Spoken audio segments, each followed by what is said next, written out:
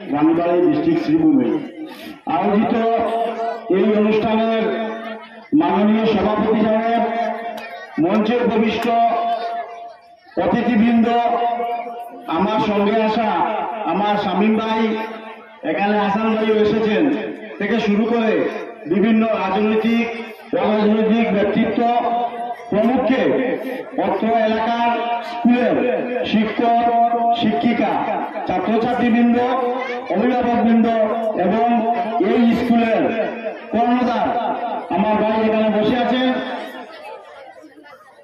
আমরা সাধারণত আমরা রাজনৈতিক মানুষ, আমরা রাজনৈতিক মঞ্চে বক্তব্য দিয়ে থাকি এবং বিশেষ করে একটি কথা হলো, আজকের দিনে আজকে আমি যে জায়গায় প্রতিষ্ঠিত হয়েছি সেই প্রতিষ্ঠার মা বাবার পর অন্যতম অংশীদার হলেন আমাদের স্কুলের শিক্ষক শিক্ষিকারা।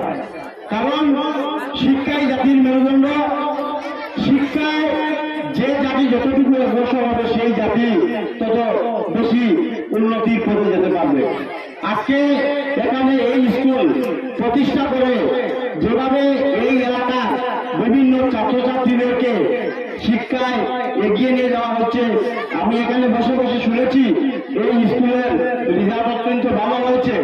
অত্যন্ত ভালো কথা, কারণ একটি কথা আছে, Rome was not built in a day. Rome নগরী একদিনে গড়ে ওঠে নাই। সেই হিসাবে এই ওরিয়েন্টাল একাডেমিটা আমরা আশাবাদী একদিন এই শ্রীভূমি জেলা তথা বরাক উপত্যকা আসামের মধ্যে একটি ভালো স্থান করবে, সেটা আমার বিশ্বাস।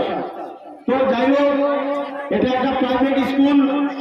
আজকের দিনে দেখেন একটি কথা, আপনারা যারা ছোট ছোট শিশুরা এখানে আছেন, যারা ছাত্রছাত্রীরা আছেন, যাদের মা বাবা এখানে আছেন, মা বাবারা একটা ছেলে বা মেয়ের সবসময় চান যে ও স্কুল শিক্ষায় হোক, ইসলামিক শিক্ষায় হোক, সাধারণ শিক্ষায় হোক, ভালো শিক্ষা দীক্ষা অর্জন করে যাতে একটা জীবন গড়তে পারে। এবং সেই জীবন গড়ার একমাত্র হাতিয়ার হলেন আমাদের স্কুলের শিক্ষক শিক্ষিকা, যারা ছোট ছোট কচিকাঁচা বাচ্চাদেরকে এখানে শিক্ষা দিয়ে থাকেন। তো আমি এই অনুষ্ঠানে এসে অত্যন্ত ভালো লেগেছে, কিন্তু আমার বিশেষ একটা 3টার সময় মিটিং আছে, সেই জন্য আমি এসে আমি ভাইকে বলেছি যে আমাকে একটু যেতে হবে, কারণ আমাদের প্রোগ্রাম অনেক বেশি থাকে, সব সময় লোকজন আমাদেরকে ডাকে, তো সেই হিসাবে আমি যেতে হয়। আমি বিগত বছর এখানে এসেছিলাম, আমার এই ভাই বলেছিলেন যে স্কুলের জন্য কিছু একটা কিছু করার জন্য। আমি আমাদের এমপি মহাশয়, আমাদের কিফায়াত মাওলা মহাশয়ের সঙ্গে এই স্কুল ব্যাপারে আমি আলোচনা করেছি।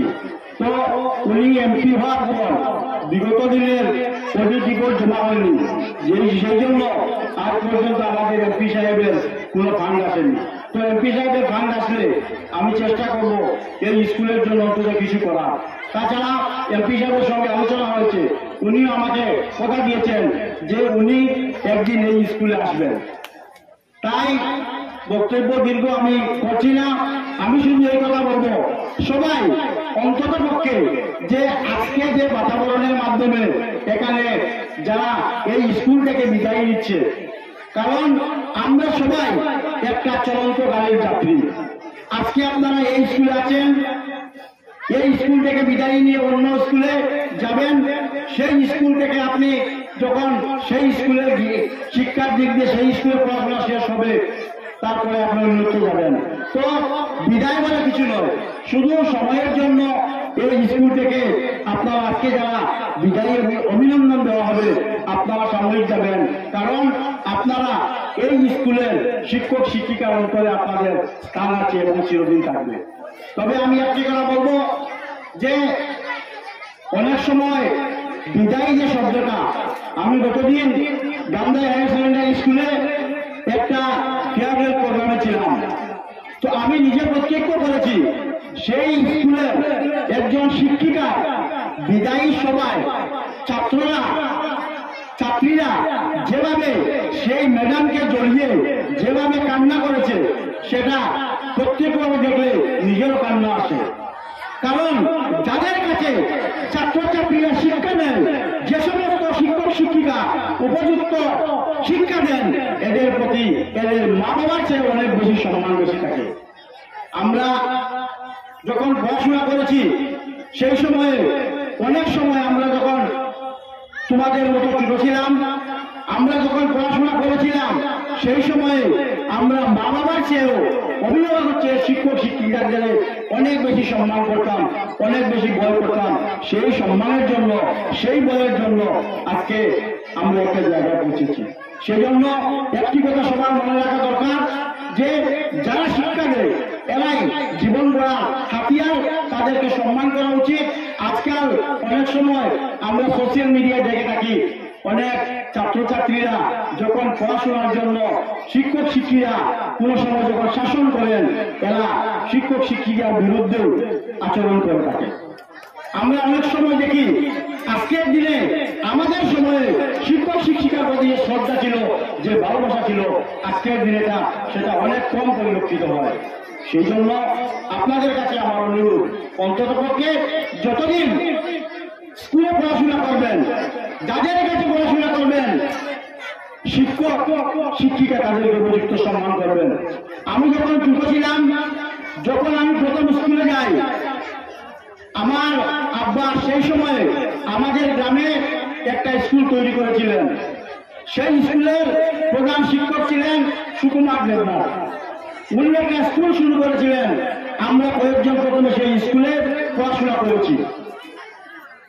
পরবর্তীতে যখন আমি স্কুলে যাই, সেই সময়ে আমাদের অভিভাবকরা চেলাগিয়ারি মাদ্রাসা বলে একটা স্কুল স্থাপন করেছিলেন, সেখানে পড়াশোনা করেছি। এর কথা বলার অর্থ হলো সব সময় মা বাবারা চান যে আমার ছেলে আমার মেয়েকে একটা উপযুক্ত শিক্ষা শিক্ষিত করে তুলতে হবে। তো আমি আমার বক্তব্য দীর্ঘায়িত করবো না।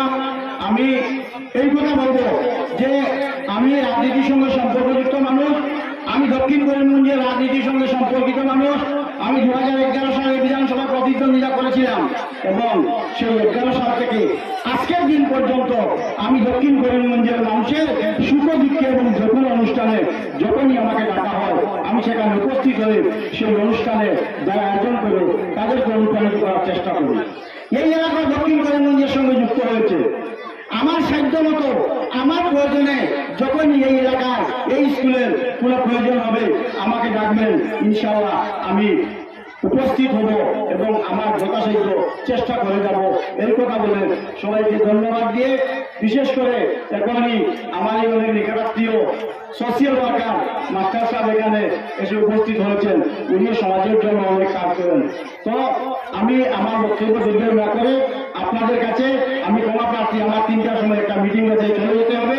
সেজন্য স্কুল কর্তৃপক্ষ, স্কুল কমিটি থেকে শুরু করে যারা এই স্কুলের সঙ্গে যুক্ত আছেন সবার কাছে আমি এই কথা বলবো, আমি আপনাদের স্কুলের সঙ্গে ছিলাম, আজকেও আছি এবং ভবিষ্যতে যখন প্রয়োজন হবে আমাকে ডাকবেন। এই কথা বলে সবাইকে আসসালামু আলাইকুম, নমস্কার জানিয়ে আমার বক্তব্য শেষ করব।